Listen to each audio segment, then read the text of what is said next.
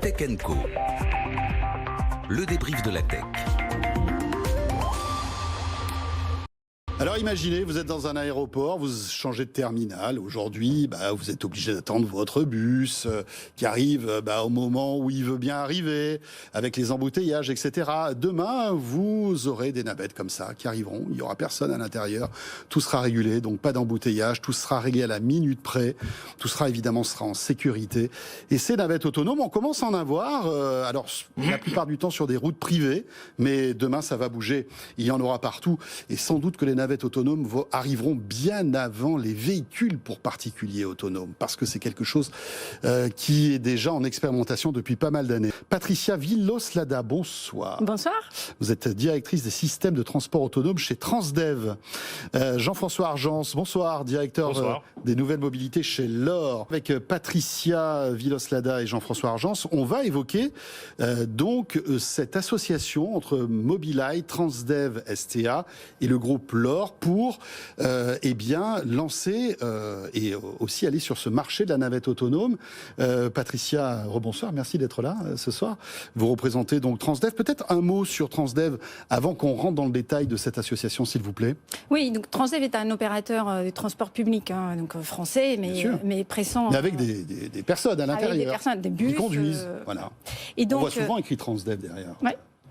Et donc Transdev a créé cette équipe dédiée, donc une entité dédiée au développement des technologies qui permettent d'opérer ces véhicules autonomes. D'ailleurs, ça peut être des navettes et des bus au service du transport public, donc intégrés, vous parlez des Smart Cities, intégrés à des réseaux existants de transport public.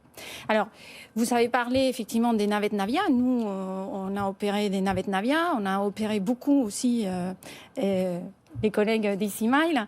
Ce qu'on fait avec LOR et Mobileye, on travaille sur une version des navettes complémentaires capables d'opérer à des vitesses plus élevées et des environnements plus complexes en route ouverte. Oui. C'est ça qu'on prépare. Parce que les environnements, évidemment, ne sont pas les mêmes sur des routes privées, on va dire, où il n'y a pas de circulation, où il n'y a pas de feu rouge, de stop, etc.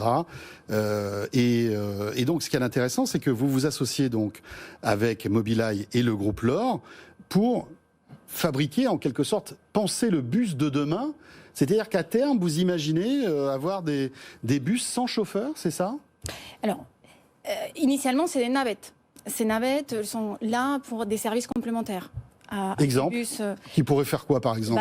On a des cas où on fait un complément géographique, donc de l'irrigation autour des lignes denses. C'est-à-dire qu'il y a un gros bus qui s'arrête à un arrêt, et là, il y a une petite navette qui part de cet arrêt et qui va desservir, on va dire, des zones moins peuplées, c'est ça? Oui. D'accord. Là où en fait un bus n'a pas de sens parce qu'il n'y a pas assez de demande. On a aussi un complément horaire. Donc quand le bus arrête d'opérer parce qu'il n'y a pas assez de demandes, des navettes autonomes peuvent continuer à fonctionner. Bon, et après, vous pouvez avoir des cas mixtes où on fait à la fois du géographique et du complément horaire. Donc à terme, tout cela, toute cette technologie va améliorer les transports en commun en fait et permettre un confort supplémentaire à tous les usagers. C'est notre mission. C'est notre mission. C'est plus des services et plus des services. D'accord. Jean-François Argence, est-ce que vous pouvez nous présenter LOR et comment vous vous associés à Transdev et à Mobileye? Oui, bien sûr, avec plaisir. Donc le groupe LOR, en quelques mots, c'est un groupe privé français installé en Alsace, capitale familiale, donc qui nous assure... Oui, une ETI familiale. Une ETI familiale, absolument. Pleine de succès. Une industrie, avant tout, et spécialisée depuis maintenant plus de 55 ans dans les systèmes de transport de biens et des personnes. Donc on a des activités historiques comme le camion porte-voiture, des activités de défense, et puis surtout des activités plus proches de l'actualité aujourd'hui, des activités plus écologiques comme les autoroutes ferroviaire, donc cette fois-ci il s'agit de mettre les camions sur le rail, et enfin les nouvelles mobilités qui intègrent principalement aujourd'hui des navettes urbaines conduites, qui s'appellent le Cristal, et tout l'intérêt de notre collaboration avec Transdev et Mobileye, c'est le rassemblement de nos savoir-faire. Nous, on sait faire, on sait concevoir, on sait construire de façon industrielle des véhicules de transport public, c'est-à-dire avec des contraintes d'homologation, des contraintes de sécurité, de fiabilité, de disponibilité, des contraintes de durée de vie.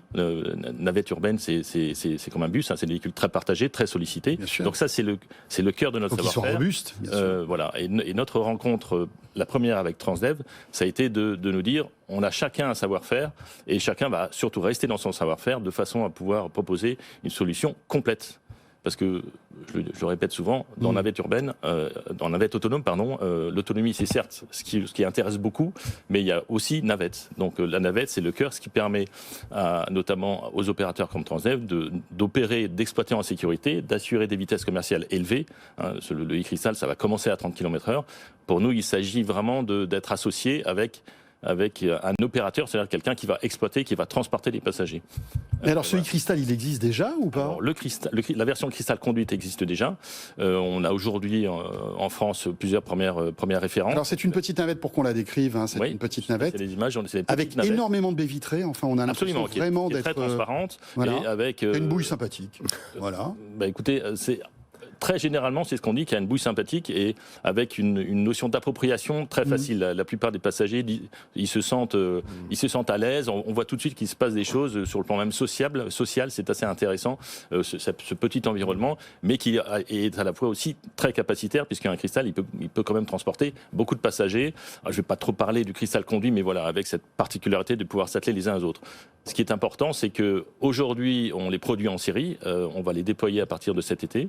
Et c'est sur strictement la même base que le e-Crystal va être également produit à partir de l'année prochaine. Donc pour nous, c'était aussi de compléter une gamme de produits, la navette conduite e-Crystal et la navette autonome, et encore une fois avec une force aussi de réactivité par rapport aux clients finaux que sont les opérateurs et les collectivités, de façon à proposer une navette sûre et disponible. Et tout ça propulsé à l'électrique, on est d'accord? Bien entendu, propulsé à l'électrique avec une chaîne de traction qui nous permet des performances assez intéressantes, en tout cas en milieu urbain, d'avoir des performances intéressantes et bien entendu électrique et aussi accessible, un point important aussi, accessible aux personnes à mobilité réduite. Donc on a un plancher bas intégral, on a une rampe automatique qui sort et qui rentre en cas de besoin. Donc ce sont toutes ces notions qui sont bien connues dans les familles de transporteurs de systèmes de transport public. Et donc cet été, vous allez déployer les premières navettes autonome, c'est ça? Non, Crystal. Ah, Crystal, d'accord. Donc là, il y aura un chauffeur. Et là, il y aura un chauffeur. Donc, et c'est ce modèle-là que vous allez adapter. Strictement le même. C'est-à-dire, on enlève le volant, on enlève les pédales. Vous mettez des capteurs en plus. On met des capteurs et toute l'intelligence, évidemment, qui va avec. Mais c'est strictement le même véhicule, la même chaîne de traction, les mêmes caractéristiques dynamiques, les mêmes dimensions, les mêmes batteries, etc. Alors, vous comptez de sortir quand ce modèle e-Crystal, Patricia? Alors, juste un mot, parce qu'on ne commence pas à travailler maintenant. En fait, ça fait depuis 2017 absolument, qu'on travaille ensemble. C'est un long chemin. Parce que alors pourquoi avoir annoncé cette association assez récemment, en fait? Donc, c'est un long chemin qu'on a parcouru pour transformer cette navette conduite avec volant pédale en navette autonome. Parce qu'il faut sécuriser la plateforme. Avec volant pédale, ils ne sont pas là. Donc, c'est une conduite, ce qu'on appelle by-wire. Donc, il n'y a plus de lien mécanique. Et donc, cet effort a été fait. Nous avons travaillé avec d'autres fournisseurs d'autonomous driving. La nouveauté avec Mobileye, c'est qu'on est allé chercher les meilleurs mondiaux. Ils sont vraiment leaders et c'est ce qui va nous permettre d'accélérer. Donc, pour répondre à votre question, donc, premier test en 2022 et les commercialisations en 2023.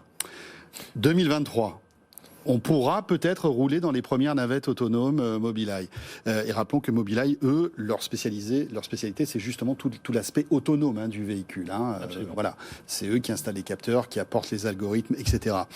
Patricia Villoslada, directrice des systèmes de transport autonome chez Transdev, et Jean-François Argence, donc directeur des nouvelles mobilités chez LOR, avec cette association Mobileye, LOR et Transdev, donc pour l'e-Crystal qui arrivera sur les routes françaises et mondiales, parce qu'en fait c'est un projet d'envergure mondiale que vous avez avec l'e-Crystal.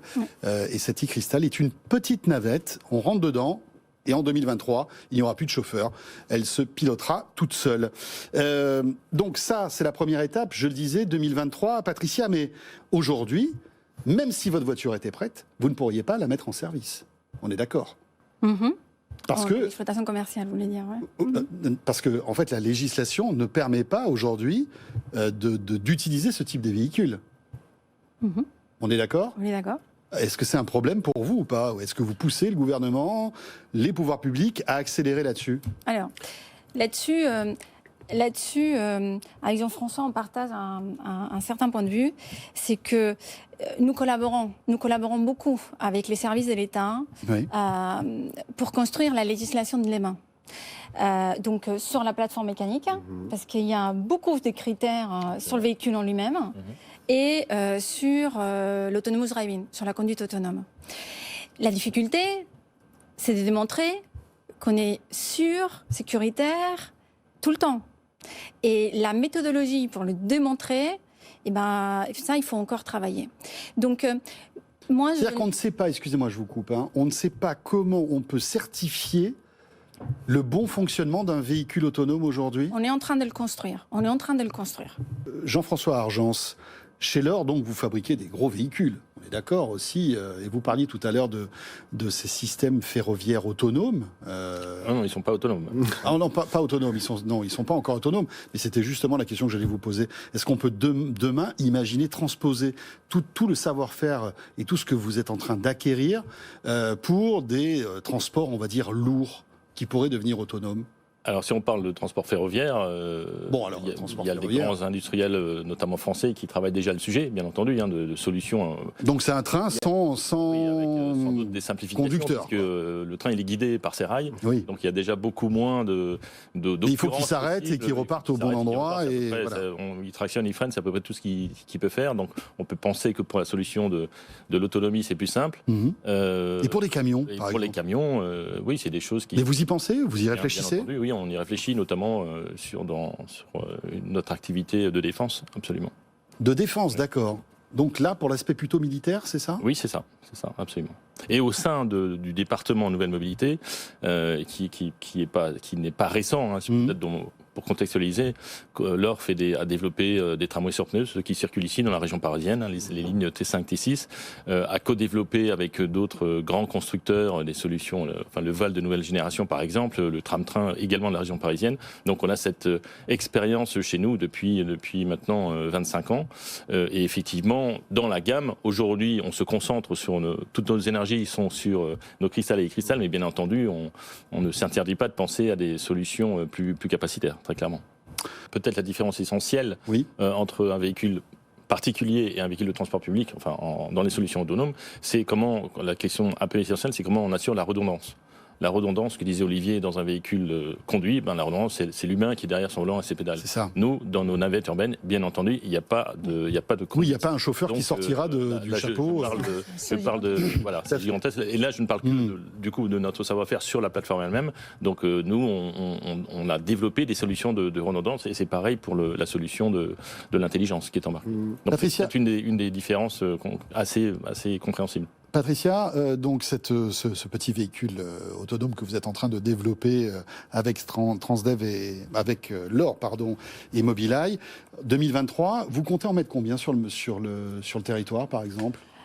2023, on est de l'ordre d'une dizaine. Et à terme? Et à terme, 2025, on veut rester prudent, hein, mais 2025, on parle d'une centaine, voire 200 au niveau mondial. Très bien. Et la prochaine étape, c'est quoi? C'est petit à petit de rendre autonomes des véhicules et des bus de plus en plus grands, tout simplement? Oui. Alors, la navette existera toujours. Il y aura toujours des cas d'usage pour la navette. Mais il va falloir aussi aller chercher le bus autonome, parce que pour certains cas d'usage, c'est une question de surface prise au sol pour la quantité des passagers transportés. Avec des navettes, ça ne marchera pas. Donc, il nous faudra des bus autonomes. D'accord. Des bus autonomes qui pourront faire de longs trajets, comme des bus aujourd'hui traditionnels, c'est ça? Oui, alors nous, on est surtout sur la mobilité en ville, hein, mais oui aussi. Oui. Très bien. Merci Patricia Villos-Lada, donc directrice des systèmes de transport autonome chez Transdev. Jean-François Argens, donc directeur des nouvelles mobilités chez L'Or. Merci François, bonsoir. Et vous restez avec nous, bien sûr. La suite de Tech & Co dans un instant sur BFM Business. Ce sera avec Frédéric Simotel et les 3 titres d'Actu Tech de ce jour. À tout de suite.